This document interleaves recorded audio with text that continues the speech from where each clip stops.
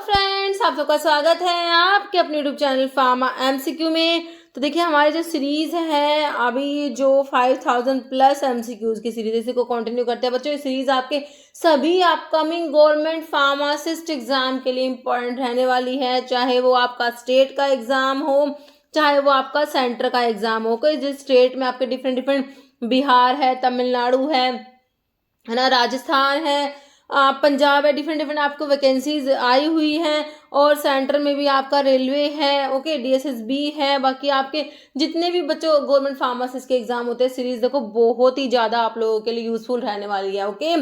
तो इस सीरीज में हमने देखो 5860 तक क्वेश्चंस डिस्कस कर लिए हैं। अभी आगे क्वेश्चंस इसमें मैं आप लोगों के लिए लेके आई हूँ। तो इसमें जो है मोस्टली जो हमने जो क्वेश्चंस प्रीवियस ईयर्स में आए हुए हैं वो हमने एक्सप्लेनेशन के साथ में डिस्कस करे, ओके। तो बहुत ही इंपॉर्टेंट सीरीज रहने वाली है। और अगर आपके पास कम टाइम है और आपको जो है इसकी पीडीएफ चाहिए तो उसके लिए आप फार्मा एमसीक्यू ऐप को डाउनलोड कर सकते हो। वीडियो जो ऐप का लिंक वीडियो का डिस्क्रिप्शन बॉक्स में है, बाकी प्ले स्टोर से भी डाउनलोड कर सकते हो आप ऐप को। तो वहाँ पर आपको कोर्सेज हैं उसमें मैंने इसकी पीडीएफ प्रोवाइड कराई हुई है। उस पीडीएफ में अभी हमने 5500 क्वेश्चंस, ठीक है, 5500 तक क्वेश्चंस ऐड करे हुए हैं। जैसे ही ये 6000 कंप्लीट हो जाएंगे मैं नेक्स्ट 500 क्वेश्चंस भी उसमें ऐड कर दूंगी, ओके बच्चों। बाकी ऐप पर मॉक टेस्ट है ना, टेस्ट सीरीज है, तो आप जाके वहाँ पे विजिट कर सकते हैं, ओके। तो अभी देखो क्वेश्चन है, what is the primary role of vitamin K in the human body में। विटामिन के का रोल बताना बच्चों। विटामिन के हमने पढ़ा है भाई, ब्लड की क्लोटिंग के लिए विटामिन के पढ़ते हो आप। ब्लड की क्लोटिंग के लिए रिक्वायर्ड होता है ना। कौन कौन से क्लोटिंग फैक्टर? 2, 7, 9, 10 2, 7, 9, 10 क्लोटिंग फैक्टर के एक्टिवेशन के लिए रिक्वायर्ड होता है विटामिन के, है ना। विटामिन के की डेफिशिएंसी से डिफेक्टिव ब्लड क्लोटिंग हो जाता है, हेमरेज हो जाता है, ये सब आप पढ़ते हो। क्या बताना है प्राइमरी रोल? तो रोल तो ब्लड की क्लोटिंग में ही है। कोलाजन के सिंथेसिस के लिए बच्चों विटामिन सी पढ़ते हो, जो एस्कोर्बिक एसिड होता है, जिसकी डेफिशिएंसी से स्कर्वी डिजीज होता है ना। तो विटामिन सी कोलाजन के सिंथेसिस के लिए और टायरोसिन के मेटाबॉलिज्म के लिए और आयरन के एब्जॉर्प्शन के लिए रिक्वायर्ड, तो ध्यान रखना है। तो विटामिन सी कहाँ पर? आपका कोलाजन के लिए vitamin C. Energy metabolism, blood clotting, तो आंसर आपका ऑप्शन सी हो गया, ब्लड की क्लोटिंग के लिए विटामिन के। बाकी एंटीऑक्सीडेंट प्रॉपर्टी आपका जैसे विटामिन ई होता है ना, वो आपका एंटीऑक्सीडेंट प्रॉपर्टी रखता है, यहाँ पर विटामिन के में नहीं होती है। तो यहाँ पर आंसर ऑप्शन आपका सी बिल्कुल करेक्ट है। जैसे एनिमाटा इज एडमिनिस्टर्ड थ्रू, ओके। तो ये क्वेश्चन देखो एमपी के 2020 में आया, उसके बाद एमपी में ये 2025 में भी आ गया। और आई थिंक ये अभी एक एग्जाम में और रिपीट हुआ, एनएफएल का था, उसमें भी ये एमपी के 2020 वाले क्वेश्चंस बहुत सारे रिपीट हुए थे। तो इसलिए कहती हूँ प्रीवियस ईयर के क्वेश्चंस कितने इंपॉर्टेंट होते हैं। अनिमा इज एडमिनिस्टर्ड थ्रू, तो सबलिंगुअल नहीं होगा, ओरल नहीं होता, ये रेक्टम होता है, बिल्कुल सिंपल है, ऑप्शन सी है ना। बॉडी सरफेस भी नहीं होगा। Next, which method is use to confirm the sterility of parental product, की स्टरलिटी को कंफर्म करने के लिए कौन सा टेस्ट होता है? जो क्वालिटी कंट्रोल टेस्ट पढ़ते हो आप आपके जो पेरेंटल्स के लिए ना, तो उसमें स्टरलिटी को भाई ये हमें पता लग जाएगा कि भाई हमारा जो प्रोडक्ट है, पेरेंटल प्रोडक्ट है, वो स्टेराइल है। तो स्टरलिटी को कंफर्म करने के लिए देखो विस्कोसिटी मेजरमेंट से स्टरलिटी कंफर्म नहीं करी जाती। पायरोजन टेस्टिंग से बच्चों, ये पायरोजन के लिए होता है, इसमें पायरोजन टेस्टिंग में रैबिट यूज करते हैं, क्वेश्चन भी बहुत बार पूछते हैं। पीएच डिटर्मिनेशन भी नहीं होगा। तो ये होता है मेम्ब्रेन फिल्टरेशन, जो होता है मेथड होता है, याद रखना है कौन सा, मेम्ब्रेन फिल्टरेशन। नेक्स्ट है, when was the Indian pharmacopoeia committee constituted by the Indian government, okay. Option है 1955 में आपका फर्स्ट आईपी जो पढ़ते हो ना, फर्स्ट इंडियन फार्माकोपिया, आपका आईपी का फर्स्ट एडिशन जो है वो 1955 का है। उसके बाद 1944, 48 या 1956, तो ये 1948 है जो है आपका आंसर, ऑप्शन सी आ जाएगा बिल्कुल correct, okay. Indian pharmacopoeia committee was constituted by the Indian government in 1948 to publish the IP with the first edition published in 1955. Now, how can you correct a chemical incompatibility caused by combination of weak acid and strong base in a prescription? ठीक है, कह रहे कि chemical incompatibility है किसकी वजह से हुई है? Week acid and strong base की वजह से, उनके कॉम्बिनेशन से। उसको करेक्ट कैसे करोगे बताओ? Used a buffer to stabilise the pH, भाई बफर को यूज कर लोगे पीएच को स्टेबलाइज करने के लिए। Add more water to dilute the solution, alter the dosage form to a suspension, replace the weak acid and with a neutral salt. तो क्या करेंगे भाई, हम एक बफर यूज कर लेंगे। बफर क्या करेगा, वो पीएच को चेंज ही नहीं होने देगा। बफर्स क्या होते हैं, विच resist the change in pH ना, जो पीएच को चेंज नहीं होने देते, है ना। तो क्या करेंगे, use a buffer to stabilise the pH. Next है विटामिन सी क्या है। तो बच्चों आप जब विटामिन के बारे में पढ़ते हो, स्टार्टिंग में क्या पढ़ते हो भाई, हमारा जो वाटर सोल्यूबल कौन सा है, फैट सोल्यूबल कौन सा है। तो हमने अडैक पढ़ा हुआ है। अडैक जो हमारे फैट सोल्यूबल होते हैं अडैक, और वाटर सोल्यूबल बी और सी होते हैं। मैंने आपको WBC से भी याद करना बताया था, है ना। अडैक हमारे फैट सोल्यूबल। तो विटामिन सी कहाँ पर पढ़ते हो, वाटर सोल्यूबल में आता है। तो ऑयल सोल्यूबल, फैट सोल्यूबल नहीं होगा, वाटर सोल्यूबल होता है ना। ऑप्शन आपका सी हो जाएगा, वाटर इनसोल्यूबल भी नहीं होगा। Vitamin C is water soluble, okay. Vitamin C इसमें वाटर सोल्यूबल आएगा, ओके। ऑप्शन आपका सी करेक्ट होगा, वाटर इनसोल्यूबल नहीं होता। बी और सी वाटर सोल्यूबल होते हैं। Next bioavailability is maximum in dash injection. तो बायो अवेलेबिलिटी मैक्सिमम होती है किस इंजेक्शन में, ये आपने बताना है। तो हमने क्या पढ़ा है भाई, हम जब पढ़ते हैं क्या पढ़ते हैं, बायो अवेलेबिलिटी के बारे में पढ़ते, तो आप पढ़ते हो आईवी रूट से ड्रग दोगे तो ड्रग की बायो अवेलेबिलिटी 100% होती है कि नहीं होती, बिल्कुल होती है। तो बायो अवेलेबिलिटी मैक्सिमम है ना, ये आईवी रूट से ड्रग दे रहे हैं तो हमारा बायो अवेलेबिलिटी जो होता है, rate and extent of drug absorption, it is known as bioavailability. Fraction of the administered drug that reaches the systemic circulation, it is known as bioavailability. It is maximum in IV injection. Intravenous injection से drug दोगे तो आपका bioavailability कितना होगा, 100% होगा, okay. Next हमारा question है, design the regimen for patient with type 2 diabetes. देखो अभी पेशेंट है, इसको टाइप 2 डायबिटीज का पेशेंट है भाई, इसको हाइपरटेंशन भी है and history of peptic ulcer भी इसको है, मतलब कि है ना। Focusing on safety and efficacy, कौन सा combination of drug most appropriate है। कह रहे मेटाफॉर्मिन, लोसार्टन PPI देंगे, पेंटोप्राजोल, ग्लीपिजाइड दोगे, हाइड्रोक्लोरथायाजाइड, इसोमिप्राजोल, ग्लीबन क्लेमाइड, एटिनोलोल दोगे, रेंटाडीन दोगे, या मेटाफॉर्मिन, इनालाप्रिल, ओमिप्राजोल। देखो मेटाफॉर्मिन तो बच्चों आपका बाइगोनेट्स में जो आता है, तो ये जो हाइपरटेंशन है मतलब, ठीक है, तो इसको मेटाफॉर्मिन वाला तो हटा दो, ठीक है। तो यहाँ पर आपका देंगे ऑप्शन बी, ग्लिपिजाइड, जो आपका सल्फोनाइल यूरियाज में सेकेंड जनरेशन सल्फोनाइल यूरियाज में जी वाले ड्रग पढ़ते हो, है ना। तो ग्लिपिजाइड आ जाएगा। हाइड्रोक्लोरथायाजाइड्स जो आपके थायजाइड डायरेटिक्स होते हैं, और आपका esomeprazole, okay. Option B correct हो जाएगा। Next temperature and hold time use for sterilisation in hot air oven. देखिए ड्राई हीट स्टरलाइजेशन जो होता है बच्चों, उसमें हमारा हॉट एयर ओवन यूज होता है। किसमें, ड्राई हीट स्टरलाइजेशन में हॉट एयर ओवन यूज होता है। तो टेम्परेचर कंडीशन उसकी पूछी है, तो 120 डिग्री सेल्सियस फॉर 1 आवर नहीं होता, 60 और 100 भी नहीं होते, 160 डिग्री सेल्सियस होता है बच्चों। इसमें 1 आवर दिया है, बाकी जो है 2 आवर होता है, ठीक है। तो आपके ऑप्शंस के according option B 160 degree Celsius for 1 hour हो जाएगा, ऑप्शन बी। नेक्स्ट क्वेश्चन है, which of the following containers are use for injectables. के लिए कौन से कंटेनर्स यूज होंगे भाई, प्लास्टिक के होंगे, ओपन होंगे, हर्मेटिक होंगे, टेम्पर एविडेंट होंगे ना। तो टेम्पर एविडेंट कंटेनर्स जो होते हैं वो यूज करे जाएंगे, ऑप्शन डी करेक्ट हो जाएगा। जैसे which route of administration is preferred for drug that are poorly absorbed from GIT से पुअरली अब्जॉर्ब होती है, तो कौन से रूट को प्रेफर करोगे भाई। अब जीआईटी से पुअरली अब्जॉर्ब हो रहे तो ओरली तो दोगे नहीं, है ना। डर्मल या रेक्टल, तो हम इसको सबलिंगुअल तरीके से देंगे। सबलिंगुअल जो टंग के नीचे ड्रग को रखा जाता है, जैसे कि आपकी सबलिंगुअल तरीके से हम देते हैं। हमारा एंजिना में ग्लिसराइल ट्राइनाइट्रेट नाइट्रोग्लिसरीन पढ़ते हो ना, तो वहीं की वहीं आपका ड्रग अब्जॉर्ब हो जाता है, ठीक है। ऑप्शन आपका बी हो जाएगा, सबलिंगुअल। जैसे इफ यू प्रिपेयर 1% वेट पर volume solution in the metric system, how much solid is required for 250 ml of solution. देखो 1% वेट पर वॉल्यूम का मतलब क्या है बच्चों, 1 ग्राम होता है 100 ml में। क्या होता है, 1 ग्राम 100 ml में। तो बच्चों 100 ml के लिए आपको 1 ग्राम चाहिए, है ना। तो 1 ml के लिए कितना चाहिएगा, 1/100 हो जाएगा। तो आपको 250 ml के लिए कितना चाहिएगा, इसको 250 से मल्टीप्लाई कर दो, है ना। तो 2.5 आया कि नहीं आया, 2.5 ग्राम आपको चाहिएगा, है ना। जो कि हमें क्या दे रखा है, ऑप्शन डी में दे रखा है 2.5 gram. Next bordetella is causative for, तो आपका जो डिजीज है उनके कॉजेटिव ऑर्गेनिज्म से क्वेश्चन है। बोर्डेटेला जो होता है, बोर्डेटेला किसका कॉजेटिव ऑर्गेनिज्म है? देखो वूपिंग कफ इसे आप पर्टूसिस भी कहते हो, क्या कहते हो, पर्टूसिस। तो इसका कॉजेटिव ऑर्गेनिज्म क्या होता है बच्चों? बोर्डेटेला पर्टूसिस होता है। तो आंसर आपका ऑप्शन ए हो गया। बाकी डिप्थीरिया का कॉजेटिव ऑर्गेनिज्म होता है कॉर्निबैक्टीरियम डिप्थीरी होता है। इन्फ्लुएंजा आपका वायरल डिजीज है ना, इन्फ्लुएंजा वायरस होता है जो इन्फ्लुएंजा कोज कराएगा। फिर कोलेरा जो है, इसका विब्रियो कोलेरा जो कोमा शेप बैक्टीरिया होता है, it is bacterial disease. So the answer is option A, whooping cough is caused by bordetella पार्टोसिस।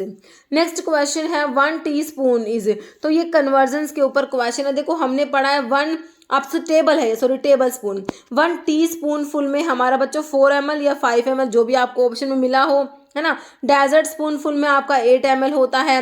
Table spoon full में बच्चों आप पढ़ते हो 15 ml होता है, जो आपको ऑप्शन डी में दिया है ना। फिर आपका 1 फ्लूडाउंस होता है जिसमें 2 टेबल स्पून फुल या फिर 30 ml आप बोल सकते हो। तो यहाँ पर ऑप्शन डी करेक्ट है। मतलब ferrous sulphate is use to treat, तो फेरस सल्फेट जो होता है FeSO4 है ना, ferrous sulphate it is use to treat anaemia, vomiting, diarrhoea, acidity. तो फेरस सल्फेट जो होता है बच्चों ये एनीमिया को ट्रीट करने के लिए यूज करेंगे, ऑप्शन ए। मतलब what does the presence of high level of ketone bodies in the urine, ketone bodies in the urine है ना, कीटोन यूरिया अगर हो रहा है, कीटोन बॉडीज अगर यूरिन में है तो कीटोन यूरिया मतलब है, तो वो क्या इंडिकेट करेगा, है ना, कि भाई यूटीआई है, यूरिनरी ट्रैक्ट इन्फेक्शन। तो कीटोन बॉडीज ये इंडिकेट नहीं करता। अगर पस सेल होती है यूरिन में तो वो यूटीआई इंडिकेट करेगा, लेकिन कीटोन बॉडीज अगर यूरिन में प्रेजेंट है, कीटोन यूरिया हो रहा है आपको, तो ये यूटीआई तो इंडिकेट नहीं करेगा। डायबिटीज मेलिटस, डिहाइड्रेशन या किडनी फंक्शन, तो ये क्या इंडिकेट करेगा, डायबिटीज मेलिटस को, है ना। तो डायबिटीज के केस में जो है कीटोन यूरिया, ग्लाइकोस यूरिया देखने को मिलता है, ठीक है। तो आपका ऑप्शन बी करेक्ट हो जाएगा। नेक्स्ट है drug used as local vasoconstriction agent, है ना। तो लोकल वैसोकॉन्स्ट्रिक्शन कौन सा है ये आप लोगों ने बताना है।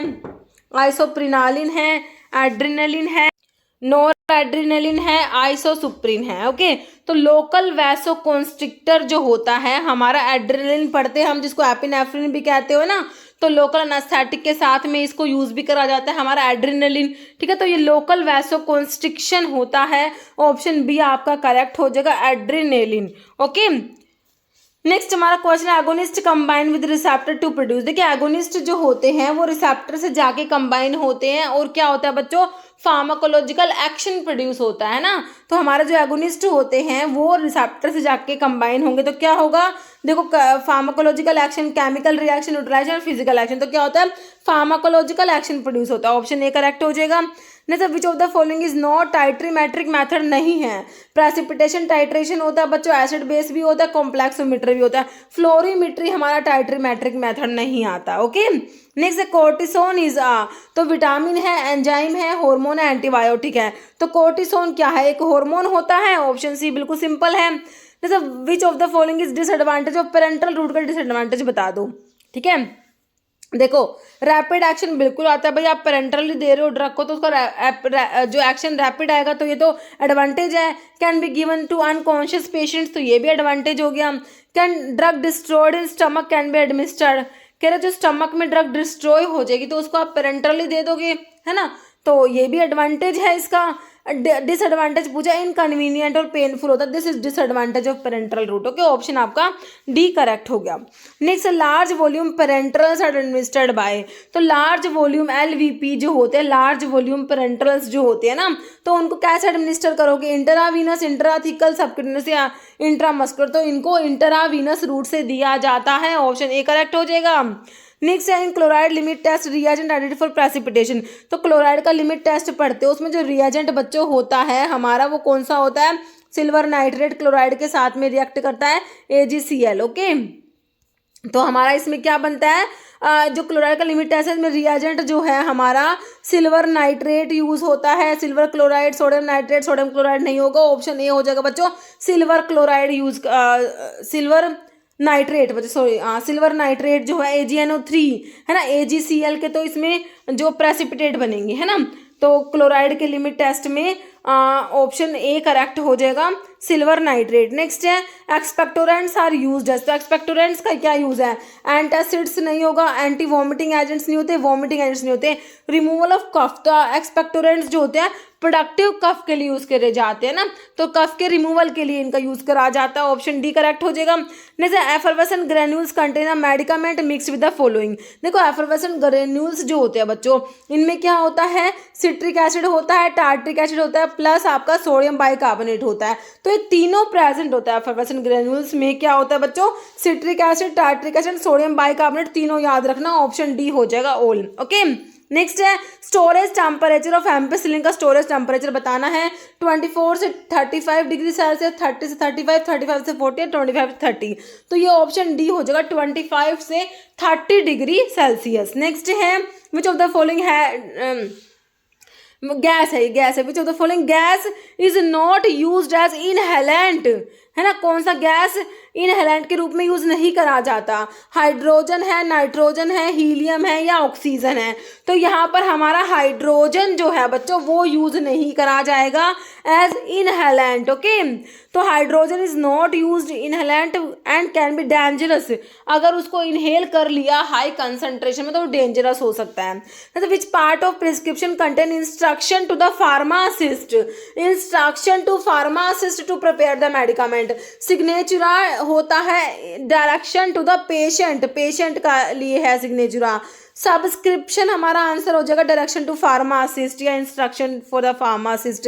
इंस्क्रिप्शन में बच्चों इंग्रेडिएंट्स आते हैं, सुपरस्क्रिप्शन में RX आता है, इसका मतलब टेक दो, यू टेक होता है। Okay, next which of the following is causative agent of whooping cough, तो दोबारा से पूछ लिया वूपिंग कफ का कॉजेटिव ऑर्गेनिज्म हमारा बोर्डेरिया पर्टुसिस होता है बच्चों, बहुत सारे एग्जाम में बना है, ऑप्शन सी करेक्ट हो जाएगा आप लोगों का, bordetella pertussis, it is the causative organism of whooping cough. Okay, next है which of the following is the most appropriate initial action for treating a patient in shock. Okay, शोक में जो एक पेशेंट है शोक वाले, तो उनको क्या करना है, मोस्ट अप्रोप्रिएट इनिशियल एक्शन क्या है, encouraging the patient to move around, applying cold compress to the forehead, administering oral fluid immediately, elevate the leg to improve blood flow, तो क्या करेंगे, जो है अप्रोप्रिएट इनिशियल एक्शन क्या है, elevate the legs to improve blood flow. Okay, next है which factor increase the rate of drug absorption via the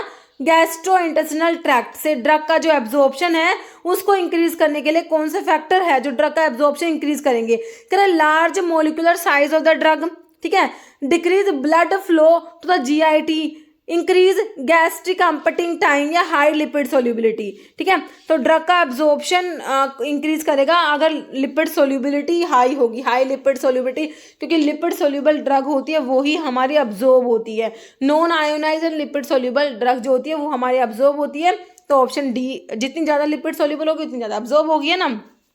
next है design N anaesthetic regimen for 45-year-old trauma patient requiring surgery who presents with hypotension, okay, hypotension and a risk of cardiovascular depression, okay, which combination of anesthetic would you choose, ठीक है, तो ये जो है trauma के patient in requiring surgery who presents, इनको क्या problem है, हाइपोटेंशन भी है and risk of cardiovascular depression, बताओ कौन सा कॉम्बिनेशन दोगे एनेस्थेटिक का, प्रोपोफॉल दोगे इंडक्शन के लिए एंड सिवोफ्लोरिन मेंटेनेंस के लिए, इटोमिडेट इंडक्शन के लिए, हेलोथेन मेंटेनेंस के लिए, कीटामिन इंडक्शन के लिए, आइसोफ्लोरिन मेंटेनेंस के लिए, थायोपेंटल सोडियम इंडक्शन के लिए, नाइट्रस ऑक्साइड मेंटेनेंस के लिए, तो नाइट्रस ऑक्साइड को तो नहीं देते हैं ना, तो यहाँ पर जो बच्चों कीटामिन देंगे किसके लिए, इंडक्शन के लिए, एंड आइसोफ्लोरिन देंगे मेंटेनेंस के लिए। ओके, ऑप्शन सी हो जाएगा। Next analyse the role of authority under the NDPS act, narcotic drug and psychotropic substance act, and identify which of the following is responsible for the regulation and control of narcotic drug in India, बताओ, narcotic control bureau, food safety and standard authority of India FSSAI, तो उसका यहाँ पर तो काम नहीं है, Indian medical council, drug control general of India, तो क्या लगता है आपको आंसर ऑप्शन ए बिल्कुल सिंपल हो गया ना, नेक्स्ट है which of the following hormone contraceptive is administered through injection for long term birth control. ठीक है, कौन सा हार्मोन कंट्रासेप्टिव एडमिनिस्टर करेंगे इंजेक्शन के through long term birth control के लिए? डिपोमिड्रोक्सी प्रोजेस्टेरोन एसीटेट है, इथेनॉल एस्ट्राडायल पैच है, लिवोनोडेस्टिरोल इम्प्लांट है और कंट्रासेप्टिव पिल है। ठीक है, तो आपसे पूछा है यहाँ पर लॉन्ग टर्म बर्थ कंट्रोल के लिए इंजेक्शन थ्रो इंजेक्शन पूछा है बच्चों, इंजेक्ट करना है, तो ऑप्शन ए हो जाएगा डिपोमिड्रोक्सी प्रोजेस्टेरोन एसीटेट हो जाएगा। Next why are antacid containing magnesium hydroxide को कंबाइन करोगे एल्यूमिनियम हाइड्रोक्साइड के साथ में। देखो एल्यूमिनियम सोल्ट्स हमारे कॉन्स्टिपेशन कराते हैं और मैग्नीशियम सोल्ट्स हमारे डायरिया कराते हैं। ठीक है, तो इनको कंबाइन करते हैं, किस लिए करेंगे? To improve absorption, to prevent systemic alkalosis, to minimise side effect like diarrhoea और कॉन्स्टिपेशन। बच्चों ऑप्शन सी करेक्ट हो जाएगा। To enhance acid neutralising capacity भी नहीं होगा, ऑप्शन सी करेक्ट हो गया। ओके, नेक्स्ट है which of the following hypnotic drug act primarily by potentiating the action of GABA at the GABA A receptor resulting in increased neuronal inhibition। ठीक है, कौन सा हिप्नोटिक ड्रग होता है जो एक्ट करता है कैसे? गाबा रिसेप्टर को पोटेंशिएट कर रहा है। ओके, गाबा ए पे। देखो कैफीन का यहाँ पर काम नहीं है गाबा रिसेप्टर पे, एम्फेटामिन भी नहीं करेगा बच्चों। ज़ोलपिडम जो है आपके जो नॉन बेंजोडायजेपिन हिप्नोटिक में आता है ज़ोलपिडम, ऑप्शन 3 करेक्ट हो जाएगा। बाकी सर्ट्रालिन आपका एसएसआरआई में आता है ना, तो यहाँ पर ऑप्शन 3 करेक्ट हो गया। नेक्स्ट है arrange the following in the decreasing order of their bio availability and mark the correct answer, है ना। तो आपने अरेंज करना है decreasing order of bio availability में। ठीक है, तो सबसे ज़्यादा बायो अवेलेबिलिटी जिसकी होगी उसको सबसे पहले रखना, उसके बाद कम कम। ठीक है, सबसे ज़्यादा होगी सोल्यूशन की बायो अवेलेबिलिटी, है ना, तो कैप्सूल और सस्पेंशन को काट दो। सबसे ज़्यादा बायो अवेलेबिलिटी होगी सोल्यूशन फॉर्म में जब ड्रग होगी। उसके बाद टैबलेट बच्चों ये लास्ट में आएगी, तो देखो आपका ऑप्शन 2 निकल के आ गया। सोल्यूशन, फिर आपका सस्पेंशन होगा, फिर आपका कैप्सूल होगा, फिर आपकी कंप्रेस्ड टैबलेट्स आ जाएंगी। ओके, तो ऑप्शन आपका 2 हो गया। नेक्स्ट है which of the following anti leprotic drug is classified as sulfone. कौन से एंटी लैप्रोटिक ड्रग है जो सल्फोन्स में आती है? Primarily use in treatment of leprosy due to its bacteriostatic action, मतलब कि लेप्रोसी में यूज कर रहे हो, बैक्टीरियोस्टैटिक होती है अगेंस्ट माइकोबैक्टीरियम लेप्री, सल्फोन्स में आती है। इथियोनामाइड सल्फोन्स में नहीं आती बच्चों, इसको लेप्रोसी में यूज करते हो, टीबी में भी यूज करते हो, एंटी टीबी भी होती है, ये एंटी लेप्रोटिक भी है इथियोनामाइड, बट ये सल्फोन नहीं है। ठीक है, तो ये तो कट गया। सल्फोन वाली ड्रग ना रिफाम्पिसिलिन या सल्फोन तो आपका डेप्सोन होता है, डाइअमीनो डाइफिनाइल सल्फोन होता है डेप्सोन, जो लेप्रोसी में यूज करते हैं, बैक्टीरियोस्टैटिक एक्शन होता है इसका, है ना, against Mycobacterium leprae. Answer is option 3 हो जाएगा बच्चों हमारा डेप्सोन। बाकी क्लोफाजिमिन होती है, डाई होती है जो लेप्रोसी में यूज करी जाती है। रिफाम्पिसिन भी आपकी ऐसी एंटी टीबी ड्रग है जो बच्चों लेप्रोसी में यूज करते हो। इथियोनामाइड भी एंटी टीबी ड्रग है जो लेप्रोसी में यूज करी जाती है, लेकिन हमारा क्वेश्चन सल्फोन के बारे में था, तो ऑप्शन आपका 3 डेप्सोन हो गया। Next, which compound is commonly used as an antioxidant in pharmaceutical preparations to prevent oxidation of active ingredient. तो एंटीऑक्सीडेंट कौन सा दे रखा है इसमें? Ascorbic acid, vitamin C antioxidant property बिल्कुल रखता है। सोडियम क्लोराइड, सोडियम बाइकार्बोनेट या एसिटिक एसिड नहीं होगा, ऑप्शन 1 करेक्ट हो जाएगा बच्चों। एस्कॉर्बिक एसिड जो होता है, विटामिन सी जो होता है, इसकी डेफिशिएंसी स्कर्वी डिजीज आप लोग पढ़ते हो, कोलाजन के सिंथेसिस के लिए, टायरोसिन के मेटाबॉलिज्म के लिए, आयरन के अब्जॉर्प्शन के लिए रिक्वायर्ड होता है, ये एंटीऑक्सीडेंट भी होता है आपका, ऑप्शन 1 करेक्ट हो जाएगा। ओके, नेक्स्ट क्वेश्चन है intestinal tuberculosis form of extra pulmonary tuberculosis primarily affect which part of GIT. GIT के कौन से पार्ट को अफेक्ट करती है? Ileocecal region, rectum, oesophagus, stomach. तो इंटेस्टिनल ट्यूबरकुलोसिस जो होती है बच्चों, it is a form of extra pulmonary tuberculosis, ये प्राइमरली अफेक्ट करेगी कौन से रीजन को? तो ये हो जाएगा हमारा ऑप्शन 1 इलियोसिकल रीजन। ओके, बाकी रेक्टम, इसोफेगस, स्टमक दिया, ऑप्शन 1 करेक्ट हो जाएगा आपका। कह रहे इंटेस्टिनल जो आपका ट्यूबरकुलोसिस होता है, it is a form of extra pulmonary tuberculosis, mostly ये कॉमनली अफेक्ट करता है इलियोसिकल रीजन को और टर्मिनल इलियम के टर्मिनल वाले रीजन को। ओके, तो बच्चों इस वीडियो में इतने क्वेश्चन थे। एक क्वेश्चन जिसका आंसर आप लोग देने वाले हो कमेंट बॉक्स में, आप लोगों के लिए क्या क्वेश्चन है? मुझे तो following disease fall under the non communicable disease, diabetes, cancer, rheumatic fever या लेप्रोसी। तो नॉन कम्युनिकेबल डिजीज कौन सी है ना? इन चारों में से आपको ऑप्शन इस टाइप से मिली है, 2 3 4 है, 1 2 3 है, ऑल है या 1 3 4 है। तो ये देखो, ये एम्स पटना में आया था, उसके बाद ये OMCL के एग्जाम में 2024 में रिपीट हो गया था क्वेश्चन। ओके, तो इसका आंसर आप लोगों ने कमेंट बॉक्स में देना है। इस वीडियो में इतना ही। अगर आपको वीडियो अच्छी लगे तो लाइक करना, शेयर करना, चैनल पर नए हैं तो मुझे आप लोगों से रिक्वेस्ट है कि चैनल को प्लीज सब्सक्राइब जरूर करना। Okay, thank you.